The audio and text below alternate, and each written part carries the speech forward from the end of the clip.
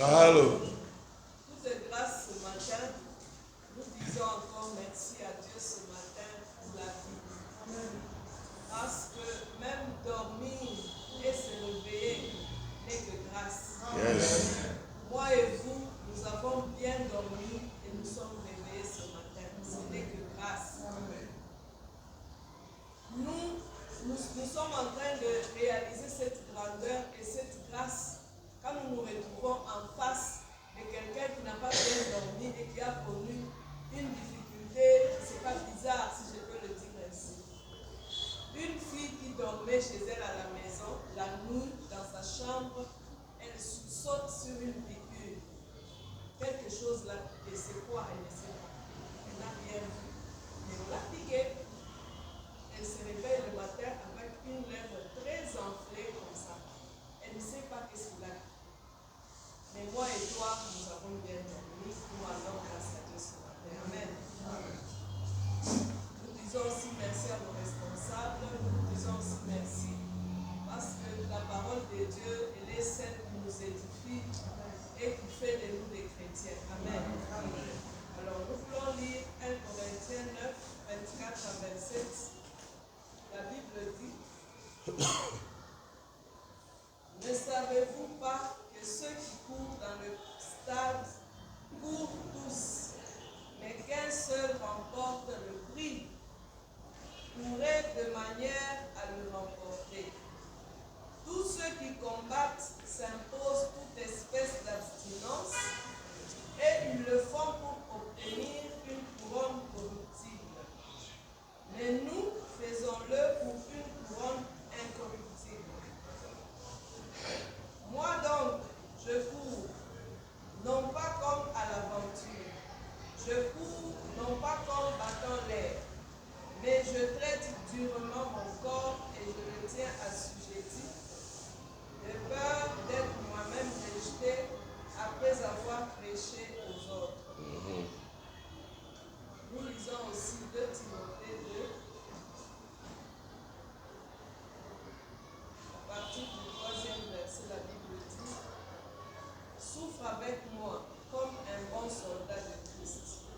Il n'est pas de soldat qui s'embarrasse des affaires de la vie s'il veut plaire à celui qui l'a enrôlé. Et l'athlète n'est pas couronné s'il n'a combattu suivant les règles. Il faut que le laboureur travaille avant de recueillir les fruits. Je voudrais le lire aussi dans Parole de vie.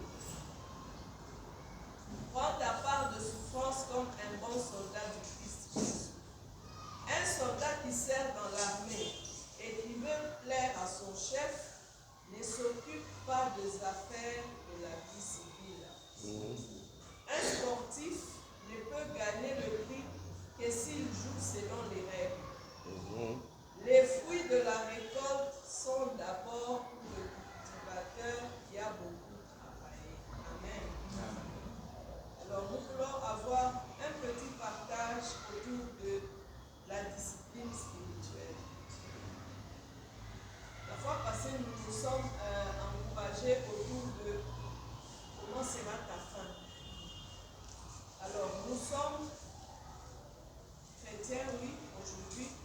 La Bible nous dit que nous sommes enrôlés, nous sommes les soldats de Christ parce que nous avons cru en Christ. Et si nous voulons lui plaire, nous devons suivre une certaine discipline pour que nous puissions non seulement lui plaire, mais aussi croître dans notre relation avec lui. Yes. Alors j'ai trouvé quelques petites définitions de la discipline spirituelle. On nous parle des pratiques et habitudes volontaires, telles que la prière, la méditation, le jeûne, visant à cultiver la croissance spirituelle, la maturité intérieure et une connexion plus profonde avec Dieu. On ne peut pas parler de mérite en cas de discipline spirituelle. Ce sont des exercices que nous faisons avec un objectif qui est de développer notre être intérieur et coopérer avec l'Esprit de Dieu. C'est une démarche active. Ça nécessite la volonté. Pour que nous puissions avoir une bonne discipline, notre volonté est nécessaire. Je dois vouloir. Celui qui court, il aime. Il aime être athlète. Celui qui fait le foot, il aime. Parce que si je n'aime pas l'office, ça devient comme une corvée pour moi, ça devient une tâche pour moi, je vais arrêter quelque part. Je peux même commencer, j'arrive à un certain niveau, et puis je stoppe parce que je n'aime pas ce que je fais. Je n'aime pas. Et aujourd'hui, nous avons même des personnes qui ont fait certaines études, mais qui n'aiment pas ce qu'ils font. Pourquoi? Ce n'était pas sa volonté. Il a fait ça pour plaire à ses parents, parce que ce sont ses parents qui ont choisi. Même moi qui vous parle ici, je suis médecin, mais je n'avais pas choisi de l'être. Moi, je voulais faire autre chose. Et mon père, comme il aimait bien la médecine, il m'a convaincu. Quand je suis entrée, j'ai commencé, mais bien aimé les parents, j'ai commencé. Et puis après, j'ai pris goût, et puis j'ai aimé, et puis j'ai continué. Voilà, aujourd'hui, je suis médecin. Et si je travaille, c'est parce que, enfin, j'ai aimé.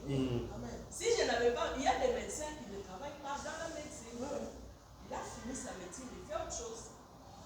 Donc, si je veux être discipliné dans cette vie spirituelle, ma volonté compte beaucoup. Amen.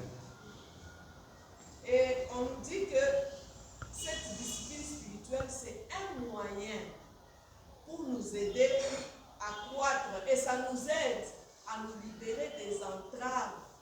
Il y en a beaucoup des entraves dans notre vie. Et déjà, comme on parle des choses spirituelles, la première entrave, c'est notre chair. Parce que la chair n'aime pas les choses de l'esprit. Telles que nous venons de les énumérer, les quelques-unes là, la chair ne tolère pas. La chair aime. Que tu restes même comme ça, sans rien faire. Tu regardes les gens passent. Oui, il y en a qui tournent en mangaria, en mangaria. Toute la journée finit comme ça. Tu n'as rien fait. La chair aime ça. Mais si tu te dis, aujourd'hui, en tout cas, comme je suis libre la matinée, je vais lire la Bible, rassure-toi que peut-être tu avais bien dormi la nuit, mais tu vas quand même dormir. Si tu ne te disciplines pas de te lever, de lire peut-être en marchant, de lire à haute voix, ou de mettre la Bible audio à un moment, parce que c'est une discipline que tu t'infliges, tu ne vas pas y arriver. Alors la discipline, elle exige vraiment que notre volonté puisse nous accompagner. Ce sont des habitudes qui nous aident à développer le caractère, la pensée et la vie spirituelle. Donc en général, c'est un moyen qui nous aide à grandir spirituellement et laisser le Saint-Esprit transformer notre vie quotidienne. Elle nous aide à soumettre notre nature à l'Esprit de Dieu pour que nous puissions progresser. Alors, les quelques pratiques telles que nous avons énumérées, aujourd'hui nous voulons parler d'abord de quelque chose que nous faisons régulièrement. On nous parle ici des habitudes et pratiques. Donc, ce sont des choses que nous devons faire chaque jour. Quelque part, j'ai lu, on nous dit que la discipline, c'est un muscle qui se construit par la répétition, la volonté et la pratique quotidienne. Ce sont des choses que nous devons faire chaque jour en y mettant notre volonté. Alors, nous voulons parler de la prière. Quelqu'un va se dire, oui, je prie. Oui, tout le monde prie. Personne ne dira ici qu'il ne prie pas. Mais nous prions comment? Nous le faisons comment? Est-ce que, dans ma manière de prier, est-ce que j'avance ou je suis toujours au même niveau? Parce que, ici, nous devons traverser l'étape de penser que prier, c'est une tâche. Il faut que je dépasse l'étape de dire il faut. Ça devient comme une corvée. Ça devient comme une formalité. Il faut que je prie.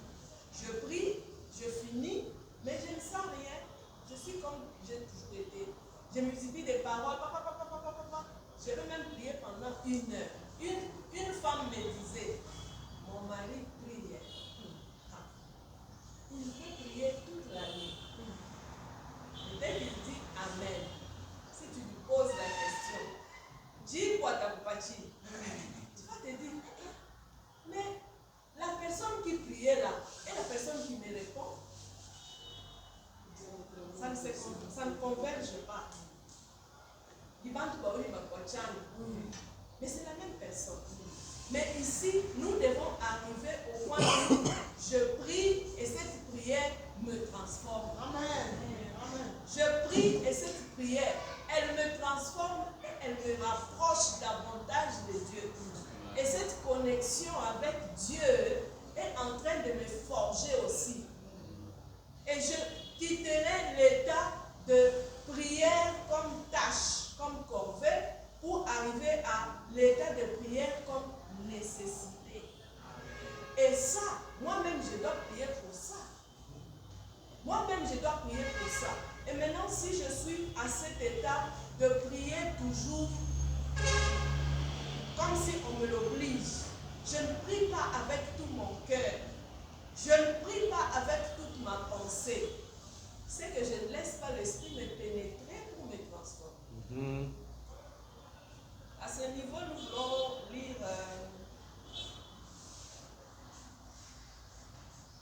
Ephésiens 5.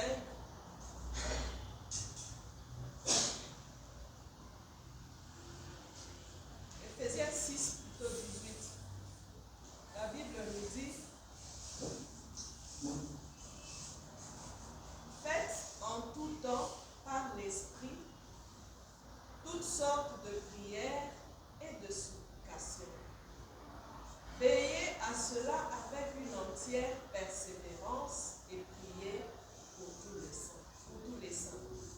Faites en tout temps. Il y a la notion de temps. Faites en tout temps. En tout temps, oui, pour dire qu'il n'y a pas seulement à telle heure que Dieu m'écoute, mais cette notion du temps, si nous voulons vraiment être disciplinés, mettons un bon temps où nous pouvons prier chaque jour, une bonne heure où je suis lucide et que je peux bien prier, je peux bien parler à mon Dieu. Que ça soit régulier, que ça soit constant. Aujourd'hui, nous savons par exemple que les enfants, au plus tard 7h30, tous les élèves disparaissent dans les avenues parce que les cours ont commencé. Et à 13h30, les enfants sortent. C'est un horaire qui est resté, même dans la tête des parents. Bien que nous n'allons plus à l'école, mais nous avons cet horaire dans la tête. Et c'est bizarre, si je trouve un élève dans la rue à 10h, je peux demander un secours. Toi, tu n'es pas à l'école. Parce que c'est bizarre. Et si moi aussi, je veux être discipliné spirituellement, je dois avoir mon heure où je parle avec mon Dieu. Une heure où je parle avec mon Dieu. Nous avons l'exemple de Daniel dans la Bible. On nous dit que Daniel priait 3 fois. 3 fois il priait. Il avait ses heures précises où il priait 3 fois par jour. Et même quand ses ennemis voulaient la voir, ils l'ont attrapé par là. Parce qu'ils savaient que chaque jour, si c'est à midi, il va s'éclipser un peu, il va les prier. Ayons une heure bien précise. Une heure. Et respectons ça, que ce soit comme un rendez-vous avec Dieu. N'est-ce pas qu'il y a des rendez-vous importants que nous mettons dans les agendas, dans les téléphones? Par exemple, un rendez-vous au consulat, à l'ambassade, pour un visa. On respecte, hein? On t'a donné 11 heures, sois là à 11 heures. Si tu dis 11h05 minutes, c'était quelqu'un d'autre qui a raté. Maintenant, à combien plus forte raison, le rendez-vous là que je mets avec mon Dieu, je dois être sérieux par rapport à ça et chercher une heure vraiment où je serai disponible aussi. Ne choisis pas les heures où tu sais que tu as des réunions, c'est compliqué. Choisis une bonne heure. Et avec Dieu, c'est bien parce qu'il nous a donné cette liberté. Dieu ne t'impose pas, il te laisse cette liberté de choisir. Choisis une bonne heure. Faites en tout temps par l'Esprit. Quand je vais bien prier, je dois engager et mon corps et mes pensées. Et mes pensées.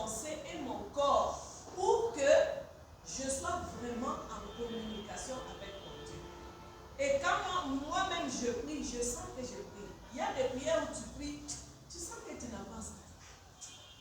J'ai toujours prié, mais aujourd'hui, je sens comme si ça peut arriver. Mais si ça devient comme ça chaque jour, toi, quand tu pries, tu sens comme si il faut que tu travailles un peu à ce niveau-là. Le lieu aussi compte. Cherchez un endroit pour votre rendez-vous là. Un rendez-vous que vous prenez au sérieux, vous n'allez pas le prendre ici à la barrière. Un rendez-vous sérieux, on le prend à un endroit calme. Si c'est au restaurant, c'est un bon restaurant, où c'est calme, c'est respectueux, dans un bon coin là, on peut bien parler à beaucoup de bruit. Maintenant, un rendez-vous avec Dieu, trouve aussi un endroit calme. Comme on nous dit Matthieu 6. Matthieu 6.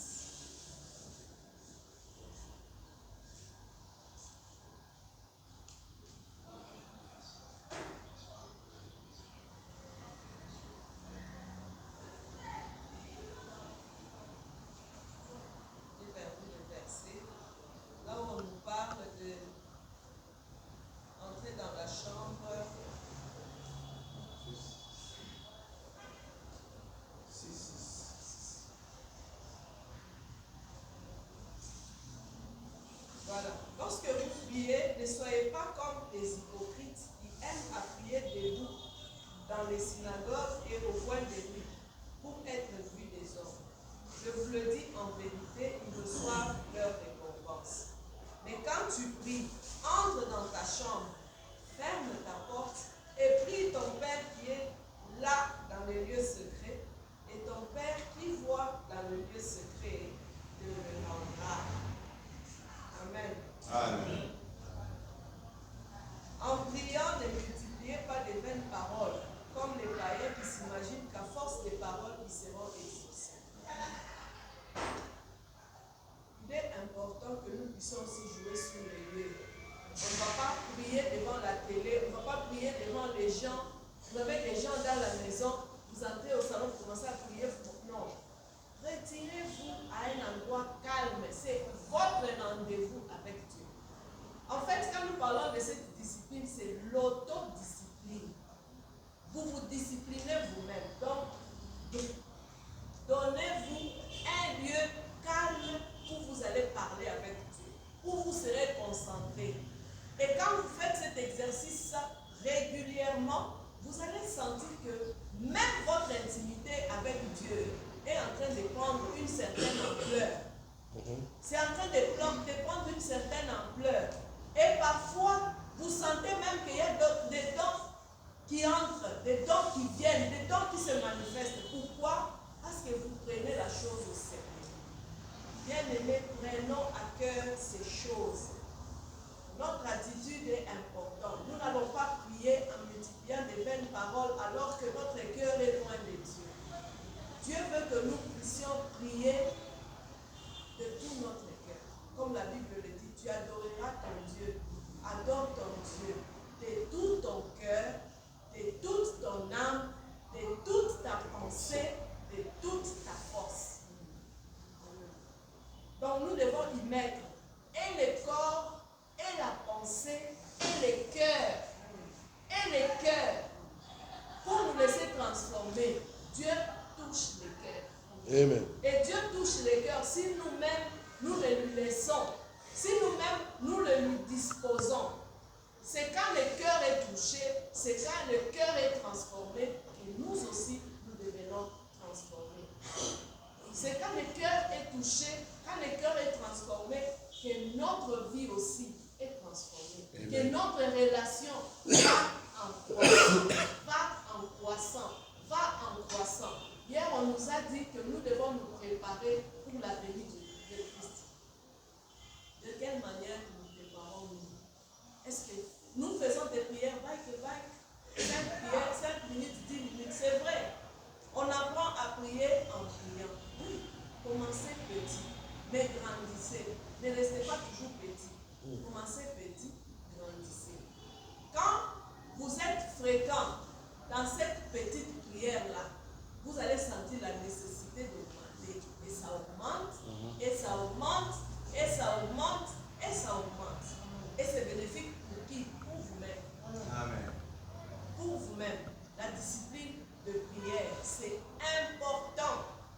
C'est parmi les éléments qui nous aident à nous discipliner spirituellement, à croître et à amplifier notre relation avec Dieu. Amen. Amen. Nous voulons prier ce matin. Nous voulons prier. Chacun va prier. Toi-même, tu connais tes faiblesses. Tu connais ce qui fait que tu ne pries pas assez. Ce qui fait que tu ne crois pas dans ta manière de prier. Tu restes toujours petit et chétif. Spirituellement, tu es toujours chétif. Physiquement, tu grossis, tu as un embonpoint, tu as bonne mine. Mais spirituellement, Dieu te voit toujours chétif. Parce que tu as toujours minime dans la prière, minime dans les choses de Dieu, tu es toujours minime. Dans la discipline, il ne s'agit pas de faire des choses pour que les autres voient. Non.